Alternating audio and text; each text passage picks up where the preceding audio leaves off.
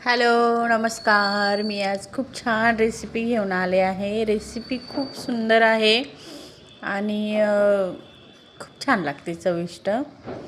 सर्वात आधी मी मटकी स्वच्छ धुवून घेतली होती. एका पातेल्यामध्ये जिरे हिंग टाकून मटकीला फोडणी देऊन वाफवून घेतलं आहे. आणि दुसऱ्या त्याच पातेल्यामध्ये मग मी मटकी काढून घेतली आणि त्याच पातेल्यामध्ये थोडंसं तेल टाकून त्यामध्ये तेजपानं आणि सुके मसाले घरचे सगळे टाकून दिले.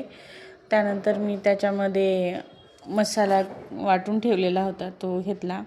मसाल्याचा रेसिपी मी व्हिडिओ करणार आहे लोड, तर तुम्ही बघा. त्यामध्ये मी शिजवलेली मटकी ती टाकली, त्यानंतर तिचं पाणी पण टाकलं आणि छान 4-5 उकळ्या येऊन दिल्या आणि तयार आहे मटकीची भाजी.